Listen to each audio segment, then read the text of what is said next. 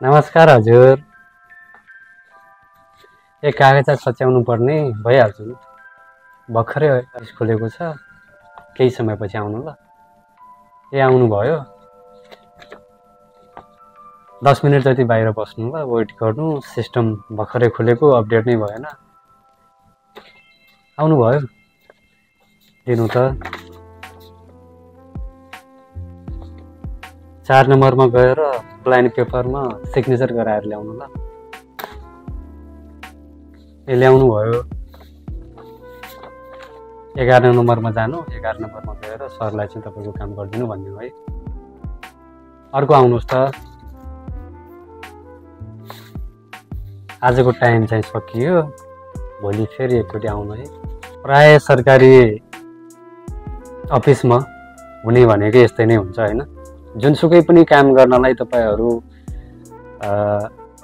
वडा कार्यालय होस् अथवा जुनसुकै पनि सरकारी कार्यालयमा तपाईँले यदि कुनै काम छिटो र छरिदो गर्न चाहनुहुन्छ भने तपाईँलाई दिइने रेस्पोन्स भनेको यही हुन्छ। त्यही भएर अलि आफू कडा हुन जरुरी छ, किनभने उनीहरू काम गर्नलाई गएका हुन्। तपाईँलाई चाहिँ यो भयो त्यो मिलेन भन्ने होइन। सकेसम्मलाई चाहिँ जहाँ हुनुहुन्छ जोसुकै जनप्रतिनिधि अथवा कुनै पनि सरकारी पदमा काम गर्ने कर्मचारीहरूले चाहिँ अशक्त वृद्ध आमाबा र अलि अशिक्षित हुनुहुन्छ भने उहाँहरूलाई चाहिँ सघाइदिनु होला।